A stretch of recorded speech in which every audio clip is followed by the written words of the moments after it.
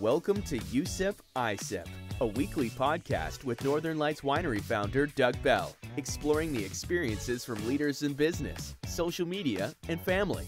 Now here's this week's exceptional guest. Welcome to You Sip, I Sip. My name's Doug Bell, the host of this program, and I'm super excited to invite my friend Marnie Hamagami here today.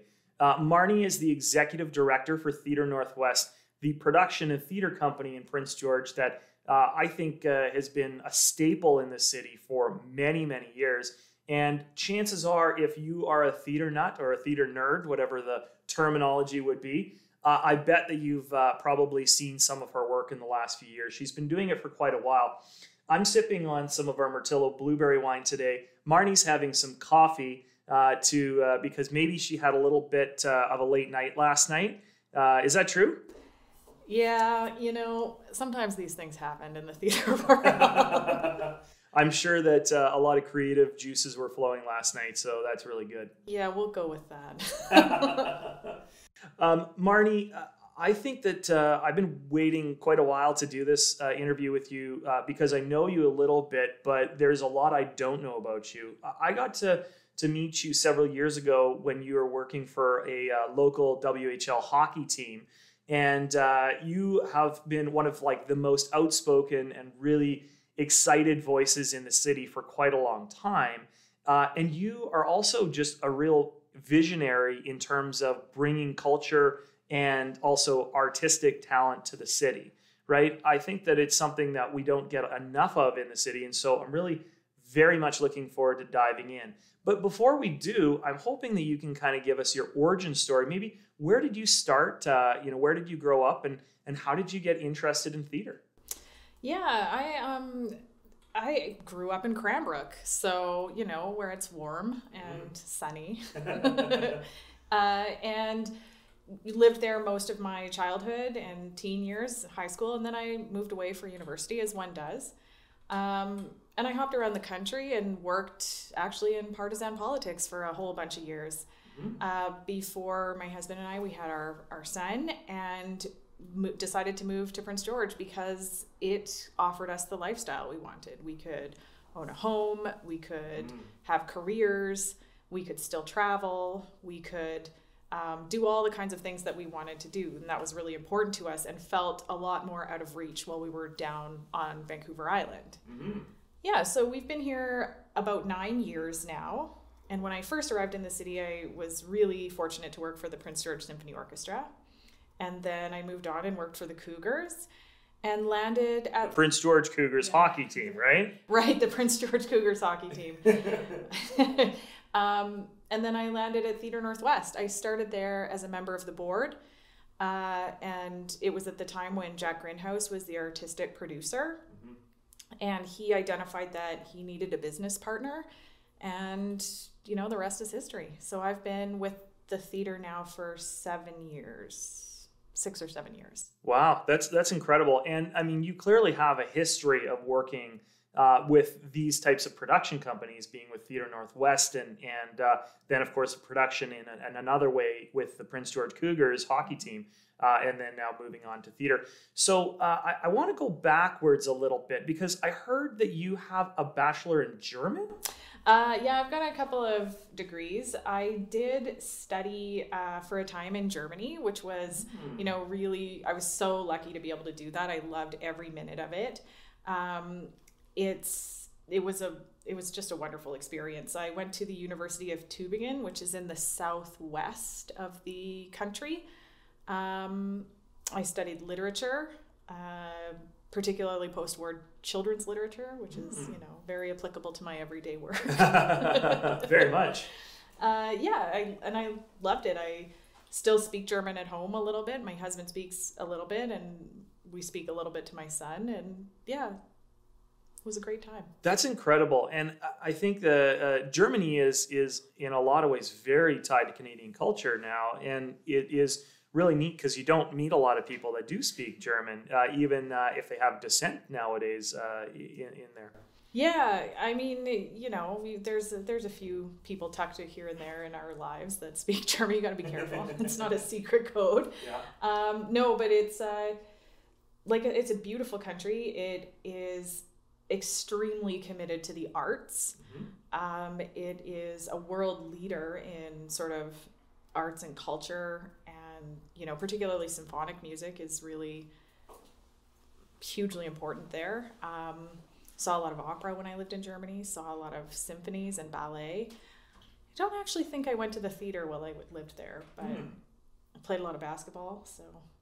Yeah. Did that, was that maybe part of, or the origin of where you started to get super excited and interested in the arts, culture, and in music and in performance? Yeah, I think that's certainly part of it. I also, when I moved away to university, I had a couple of roommates, as you do, and they were both voice majors. So they were a mezzo-soprano and a soprano, and I think that is really where I first started to be exposed to art at that level. When you get involved with these artists, you obviously, there's a significant technical aspect to it, and then there's a science, and then there's the artistic component, which you're kind of outlining. How did you get your knowledge? Like, was it self-taught, or is this something that you've been studying, or did you just kind of develop it through osmosis, being around all these, you know, creative people? Well, I mean, I am certainly not an artist. I am definitely the business side of the organization, or have mostly been that for most of my career. It's only in the last year or so that I have started to dabble in the artistic side, and even in that, I am not a performer. So my contribution has been much more around play selection and casting than it would be in actually performing, which I think that I learned about the artistic side mostly by being there and doing. Yeah. While Jack was there, while I had a business partner, I was just by necessity the person closest to him as he was struggling with these artistic questions. So I was often the one reading scripts with him, and actually that is where my literature degree comes in quite handy, is that I understood at a very basic level about text analysis and thinking about words in that way. So yeah, I started reading scripts with him, and he would talk about it with me. And over the course of the 5 years we worked together, that's sort of how we came to it. And then when he left, I was there. Yeah. That was me. So I continued to read scripts, and I continued to think about it. We have hired an artistic team at this point. So the organization is very much at the cutting edge of the revolution that's happening inside the arts right now. More by chance than by design. When Jack left in 2019, we looked around and thought, well, this is a real opportunity for us to think about our organizational structure and decide what we want to do. And the board of directors at the time, who I think are visionary, they really wanted to focus on local talent. I mean, as you mentioned, Theatre NorthWest has been in the community for years, 27 years actually. Wow. And as a result has very much inspired an entire generation of artists. So we have all of these people here, they live here and they work here, and they have talent and education, but there are few opportunities for them to work. We're only doing so many productions a year, and you can't live on one production a year. It's only an 8-week contract. Yeah. So, we looked at that and decided that we wanted to try a new model where the artistic leadership was hired from the community and very intentionally developed here in place. And so we're doing that. We hired 3 we're calling them artistic associates, and they all have some combination of education and experience and are in the process of learning how to lead an artistic organization. And it's been wonderful. It's been wonderful to have them. They are intelligent and dedicated and really exciting people to have involved in the organization. Plus, they come with the added bonus of knowing and understanding the community. So they're in the position already to lead the community down the artistic path it is already on. They are not, that's one thing that we talk a lot about in the arts, is how do we bring art to the community? How do we make sure that it is what the community wants? And it's about taking the next step on the path. I think that sometimes there can be some confusion about what good art is, or what a community, quote, needs. And in my opinion, good art and what the community needs is not something that we have to decide. The community has already decided. We just have to bring it to them. Yeah. And that's really interesting, because I feel in business and artistic businesses like yourself, there is this symphony of everything that needs to fall in place to be successful. There is a significant legacy for Theatre Northwest, right? And especially what Jack left for you, and what you're leaving for the community right now. How does that make you feel personally? Because I know you take a lot of pride in it. There's maybe a little bit of pressure. How do you tackle those challenges? Because it is so important for the community. Yeah, I mean, there's always a lot of pressure coming from all directions for all business people, I think. You're responsible for more than just your own mortgage. You have the whole company's mortgage on your back. So there's that. But, it's been just an honor and a privilege to be involved in the organization and to help it take its next steps, and to be a part of the planning and the moving forward.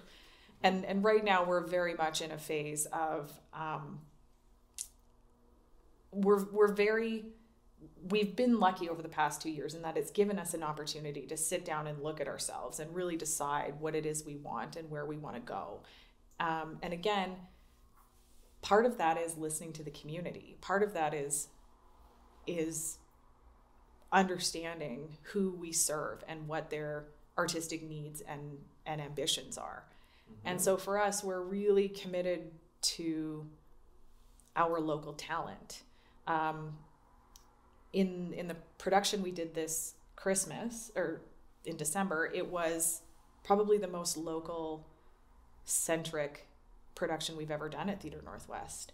I think we brought in 4 artists on the whole team. And the artistic teams tend to be about, somewhere between 10 and 20 people, depending on the size of the show.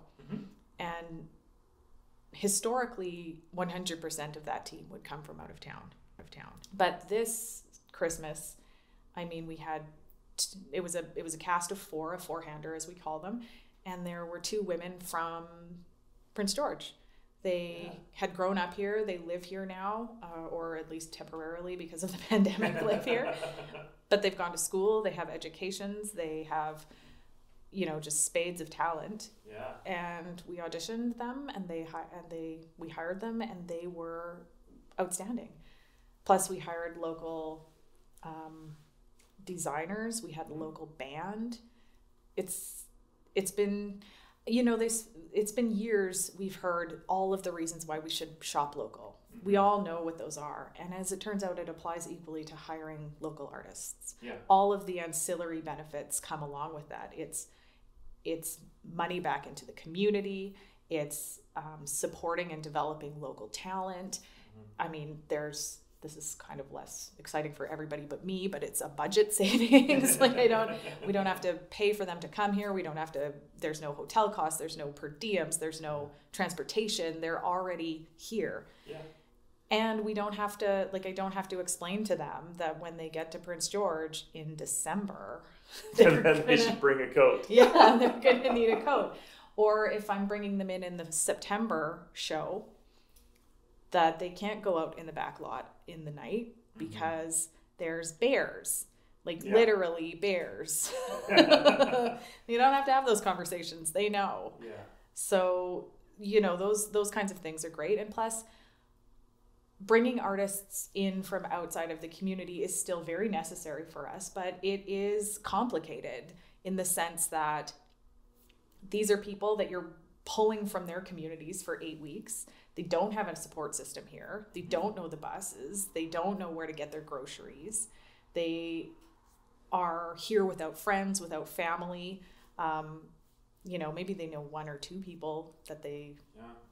Be incredibly stressful for them. I would imagine for you as well, because you become that support system for them. Absolutely. So, and we have been incredibly fortunate over the time here and have had few, if any, problems. But you can imagine what it would be like if somebody was struggling with mental health and were suddenly pulled out of their community and support network, but felt they had to take the contract because they needed work or whatever series of things. And I mean, it's just a million small things when you're outside of your hometown, when you're away from your people. So you strike me as like the ultimate mom, right? Like you very much, obviously, you are a mom and you really care for your own family. And it clearly shows that you very much care for the people that are working for you. And so I'm going to jump forward and then I'm going to jump back, okay? Because one of the things I wanted to hear more about was that process of choosing the actors, right? So I know you're very much involved and you're choosing people from potentially across the country, maybe even from international means for different plays. Maybe you could take me through the process of like, how does a play start, right? And so you've now picked maybe a script and then all the way through to choosing the actors to bringing it to life for the people in our community. There's a whole process and section of the theater community who does new play development work. So that's the work from like conceptually building a play from nothing to a completed script. And we don't do that, so I won't talk about that process.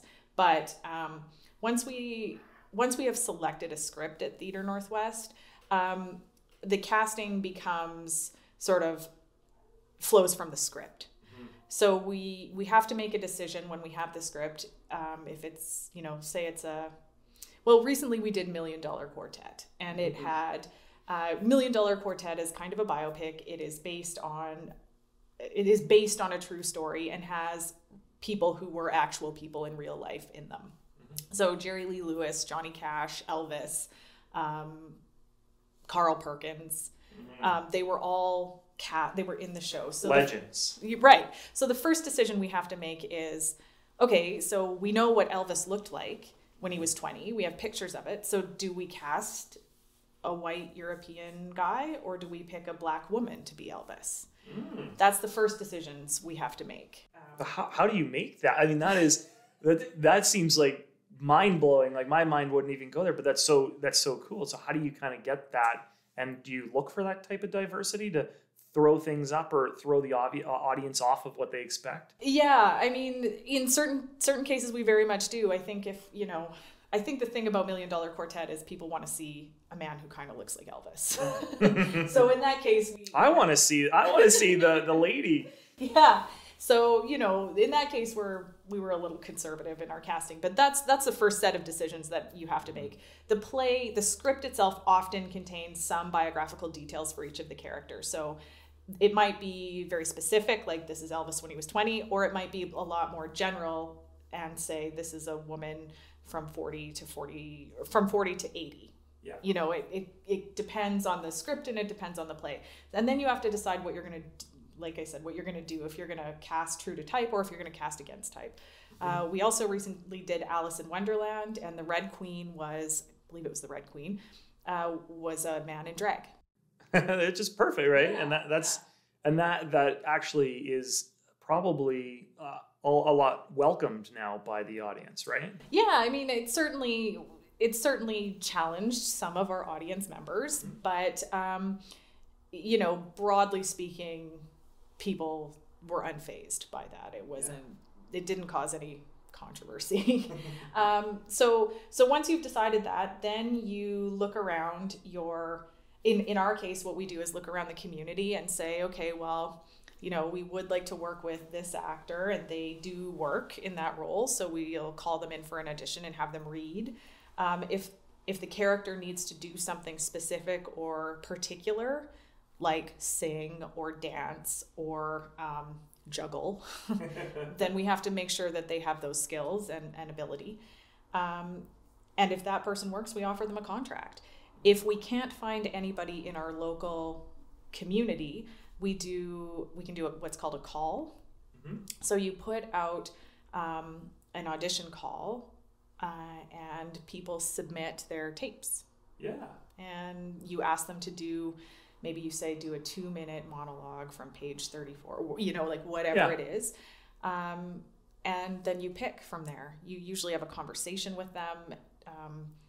In our case, for a theater like Theater Northwest, it's really important that we describe to them the community, because we don't want people to get here and be surprised by the fact that it is minus 40 or, you know, whatever other things are happening.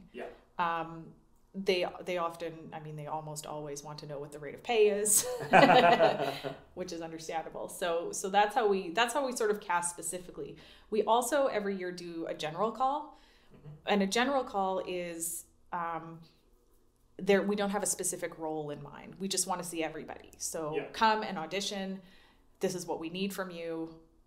Pick a dramatic monologue and a comedic monologue and do them for us. And then if you're a singer or dancer, you also do a 2-minute number. Yeah. So a friend of mine is like very theatric, I would say, but has never been involved in the industry. How does someone who's maybe, because they could be 13 or they could be 68, right? I would imagine that maybe somebody who has never been involved in theater might have interest in it. What would they do to get into the industry? Because like it seems a little intimidating from the outside, right? Yeah. I mean, you know, if you want to get into the industry, be prepared for a life of poverty. That's the first thing. Starving artists. Yeah. And actually that's one of the questions we've really looked hard at Theater Northwest is how can we offer professional development opportunities for the people living in Prince George? Because we have a group of people here who have theatrical educations, maybe did some theatrical work in their late teens and early 20s, did some auditioning, maybe were in a few shows, maybe were in a lot of shows, but then they became lawyers and doctors and nurses, and they became bus drivers and, you know, any number of things, and moved here and they work here, and those skills aren't as sharp as they maybe were. So we need to bring them up to speed, and then hopefully we can have them on our stage. That is very much part of the goal and the project that we're running at the theater right now. So there's multiple pieces of that. We do a text analysis group where you sit with a script and you read it. We do a series of stage readings, which is again a theatrical tool, and a stage reading is very it's a stripped down performance. So they're still actors and they're still acting, but they are literally sitting holding a script. There's no costumes, there's no set, there's no makeup, there's minimal lighting. They're just reading to you. Yeah. So that is, you know, that's part of it. For people who have little or no training or experience, part of it is just joining one of the community groups. Yeah. If you want to do it, there's lots of room for you in the community. I mean, you don't start with us, but you start with one of the community groups, and they have excellent programs, and we try to keep them close by to Theater Northwest because they're great feeder groups for us in terms of, you know, people who have talent and people who are interested in becoming part of the group or becoming part of our organization. It's a great crossover. So yeah, there's 3 or 4 of them in town that do excellent work. That's awesome. So I have a question, because this is, in no other time in history has theatrical performance been actually more mainstream. And what I mean by that is TikTok, Instagram, like you look at Reels and you look at TikToks right now today, and people are actually doing performances, mini performances all the time.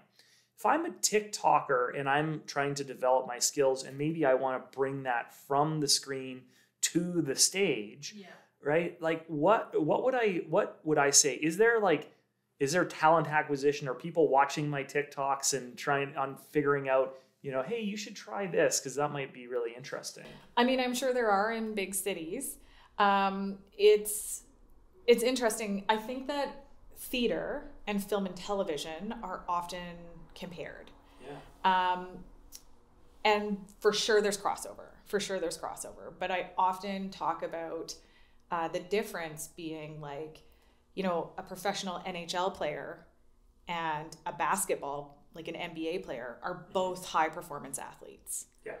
But if you switched them, if you put one into the NFL if you put the NHL player into the NBA, there are some crossover skills that he's going to have that will make him successful, or at least more successful than, say, me or you. Yes. He's going to have discipline and physical training and like a broad understanding of sort of the business of sport. Yeah. But he doesn't necessarily have the capacity to dribble.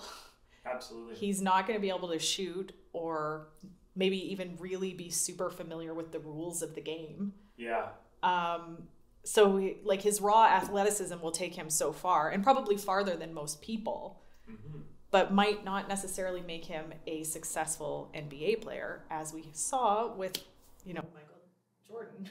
Yeah. So LeBron James, I'm talking to you. Yeah. Would you please come and play hockey for the Vancouver Canucks for one day? I would love to see that. Exactly, right? Like he'll probably be way more successful than you or me, but like still, you work a lifetime on those skills. Like you work a lifetime to become a basketball player or a hockey player, and it's not something you could just shift. Right.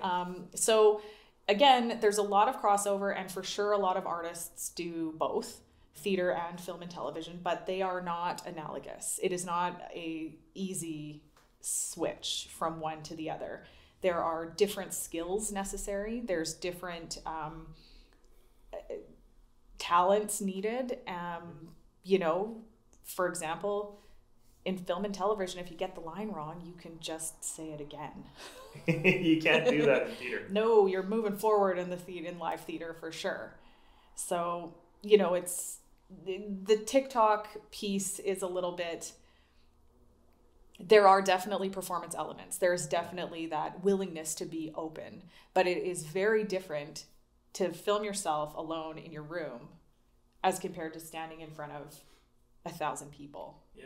That's a different level of. Absolutely. So I want to take a little bit of a zoom out on the theater industry. Okay. Mm-hmm. It looks from the outside, from my point of view, that there's a lot of inclusivity and diversity within the industry. But being like a strong female executive that's leading a company like this, how are you feeling? Do you think that the industry is starting to progress and be more inclusive and allow for more opportunities for different people, or is this something that is a work in progress? I think that theater, like all industries in Canada right now, has come to its reckoning of really looking hard at what its inclusivity and diversity practices have been and are, and where they need to be and where they should, like what the trajectory should be. So I think not different from other organizations or other industries, that is happening. I think that the arts wants to think that it is often the leading edge, that it is often progressive. And in many ways it is. There's no question. I mean, I think of the big theaters in Canada, I can't think of a single woman running one of them.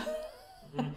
And it's only in the last year or so that I can think of 2 or 3 men who are not, God love them, white. Yeah. So like things are changing, but slowly, as they are everywhere.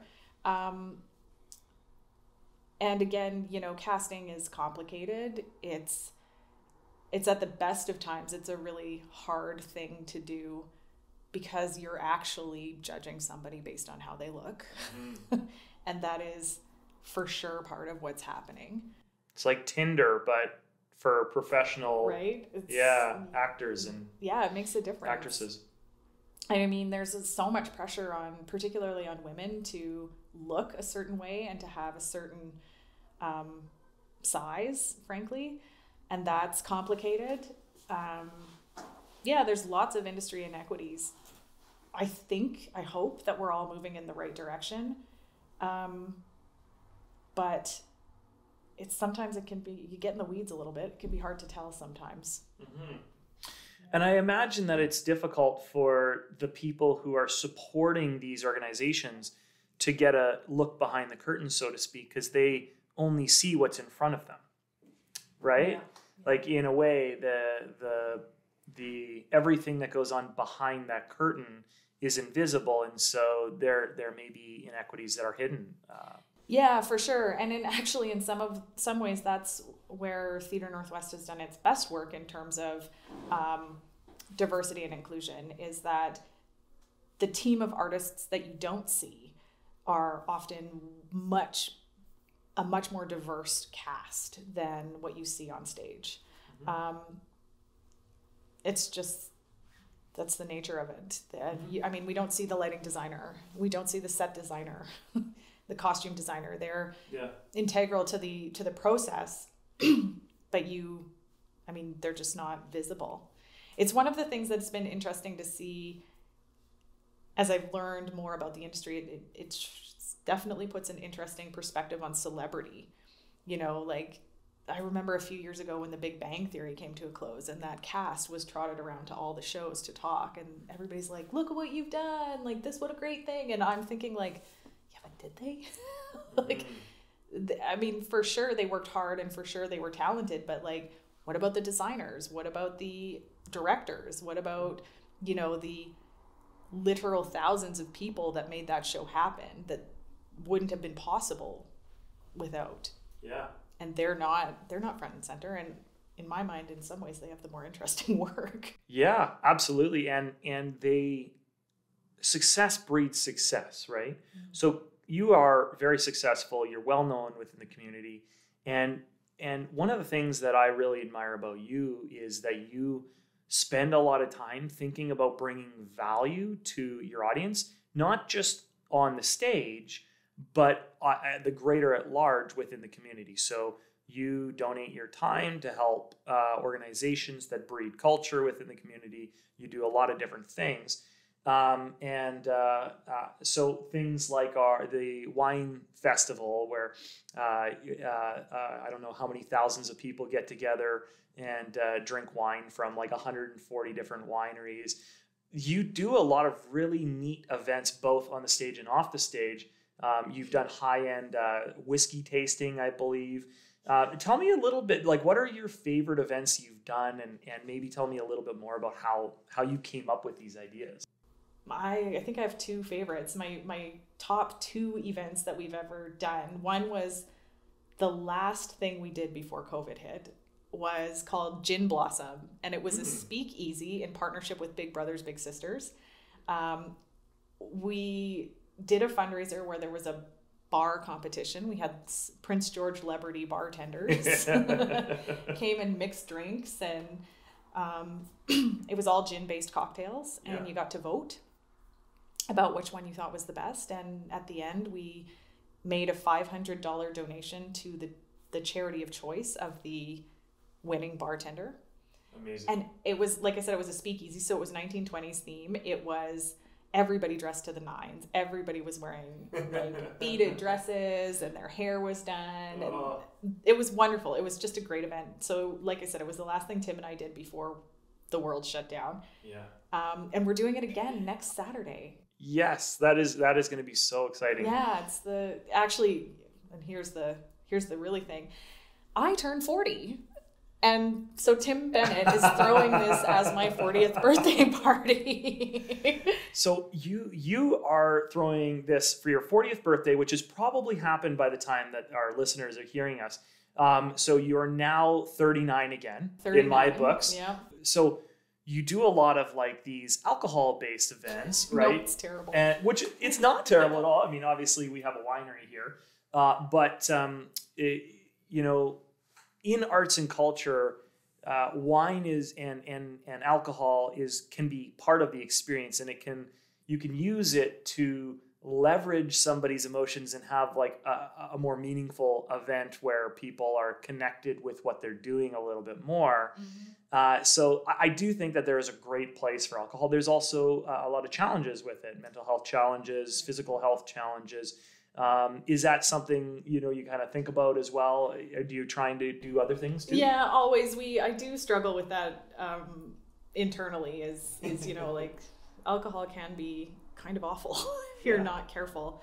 And I haven't finished that argument with myself yet. So we're still doing it. Of course, the other great event that I like to talk about is our high-end Scotch tasting. They're wonderful. We spend $5,000 or $6,000 on 3 bottles. Wow. It's very small. It's 15 people. And we fly in a Scotch expert.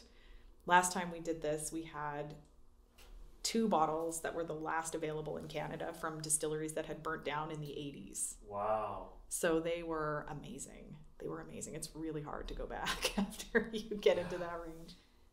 They're great events. They do so much for us in the sense that they allow us to access parts of the community that might not necessarily be patrons of the theater. And they bring those people into the space, and it helps to normalize the theater going experience. Absolutely. When they can come and see me and see John Riley, my business partner there, and he's wearing jeans and it's not fancy and everybody can just relax a little bit. Those are the great parts of that. Coming out of the pandemic, one of the things that I recognize is going to be incredibly important is having the opportunity for people to get back together again. And because people have not had that same type of social interaction over the last few years, events are going to become very important, because when people do go out, they're going to want to have a better time, right? They're going to want to have a time where they can enjoy friends and they can, have an experience, and whether that's alcoholic based or not alcoholic based. So are you planning things with the theater that are going to take advantage and make sure that people have this opportunity to really expand their horizon and get back out doing things together? Yeah, absolutely. We're in the process. We will have decided by the time this aired if we're doing the Mayor's Black and White Ball for the Arts again this year. We're, again, maybe I shouldn't leak this, but Tim Bennett and I are talking about another fundraiser for Halloween called Yo Ho Ho and a Bottle of Rum. So Tim Bennett, he's the chair of, or president of Big Brother Big Sister? I think his official title is executive director, but yeah. Right. Yeah, he's in charge of Big Brothers Big Sisters, Prince George. It's been a nice crossover relationship for the two of us. It allows our 2 organizations to cross-pollinate each other. Plus, Tim and I both like to have a good time. Tim is a good time all the time. Yeah, he is. It's good for us to do these fundraisers together. And yeah, our next one for the fall we're planning is Yo Ho Ho and a Bottle of Rum. So we'll do a rum tasting and a pirate-themed event. Oh my gosh! Well, that sounds pretty amazing. So maybe we'll have to get the eye patches out for that as well. I want to. Is there any other large or big plans that Theatre Northwest has for coming years? Is there some expansion talk or anything like that? Yeah, we have some really exciting programming that is sort of ancillary to our main stage productions, which is the core of our work. So all of our programming is sort of designed to underpin the work that we do on our main stage. I mentioned that we're really interested in working with artists who live and work in the community already. So that's a big part of it. There's professional development classes coming. There's actually, we've started a new play development program. So we've hired 3 local playwrights to write plays. We're doing stage readings, which again is a really great entry level experience for people to just get on stage and be up there and doing the thing. Great opportunity to hone skills. So all of that is really exciting. In terms of expanding, that gets tricky. I think what people don't understand about a play is that the expensive part isn't the actors. Like when you see those actors up there, 95% of the budget has been spent. And it's cost $350,000 to put on a play. It's not a lot of money. It's a lot of money for one little production. But, and of course, you know what? We're going to be here this summer. We're going to be here doing Shakespeare in the Vines. I know. We're super excited to have Theatre NorthWest at Northern Lights Winery on our outdoor amphitheater. Yeah. And I think that's going to be an incredible event outdoors with you got your orchard surrounding, you're going to have a lot of elements and then, of course, a great performance. So. Yeah. No, I'm very excited about that. That's going to be an interesting piece.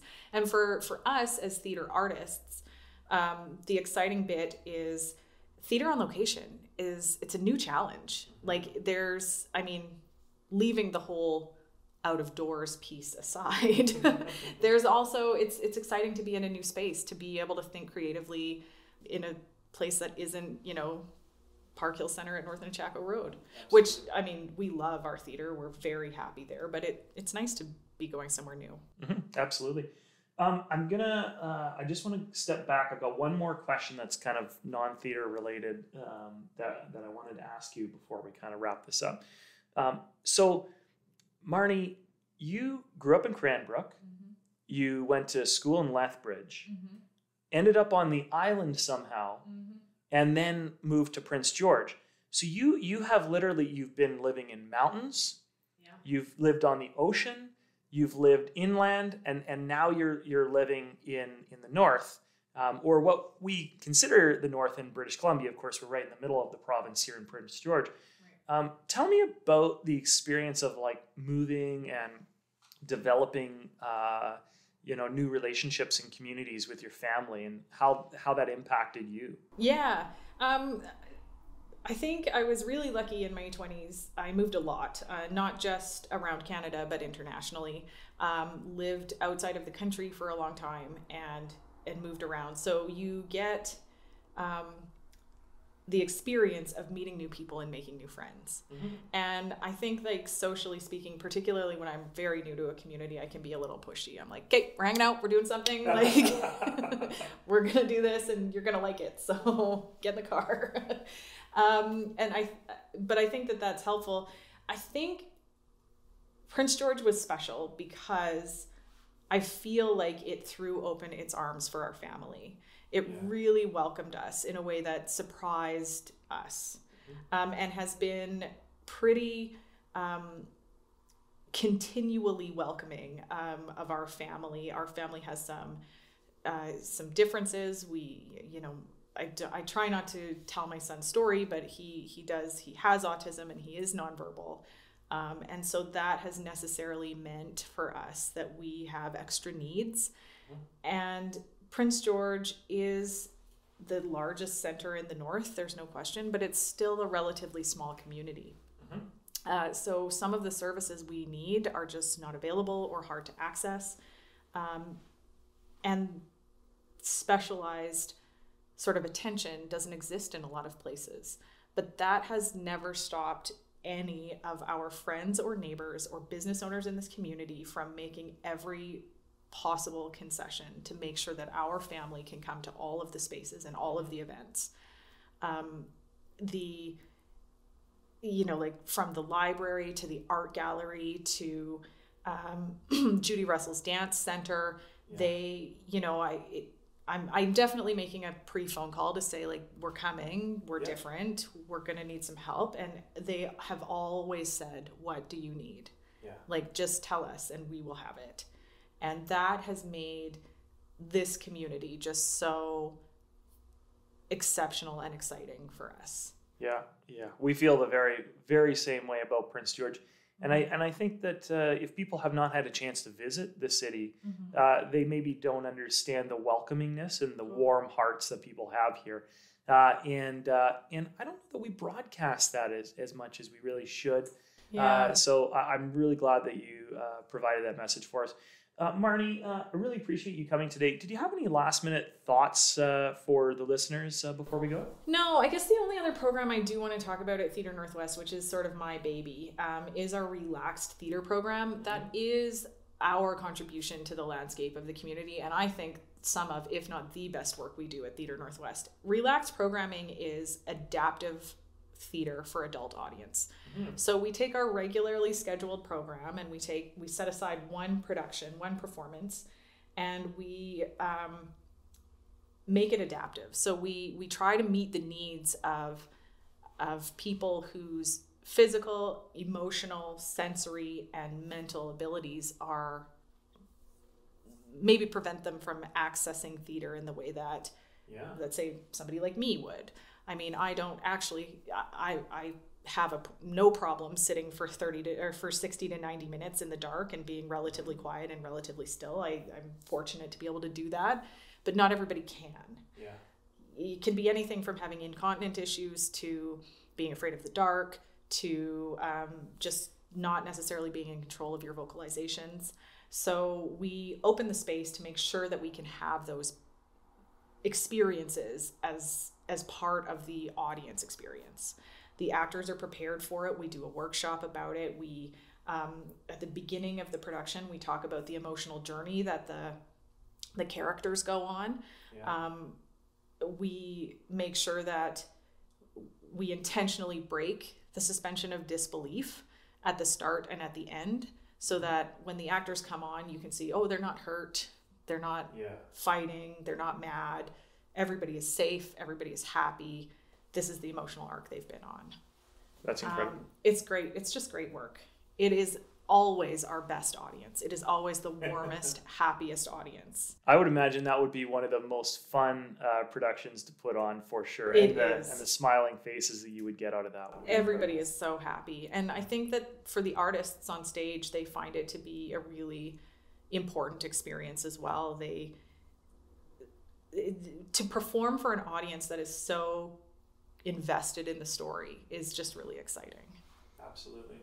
So, Marnie, if they want to learn more about that program and others, or if they want to connect with you, where can they do that? All of our programming information is available on our website, so theatrenorthwest.com. We have various social network pieces on the go. I can't believe I'm to the age where I can say, I don't know. I have a wonderful staff member who takes care of all of that. So we're on Instagram, we're on Facebook, we're on Twitter. We're going to link all those in the show notes below the show, as well as on our YouTube channel. I really appreciate it, Marnie. You've been an amazing guest, and you have a really good story as well. I think some really important messages that listeners can take home. I hope everyone enjoyed the podcast today, and make sure that you're following us on our socials. Have a great day, and we'll see you later.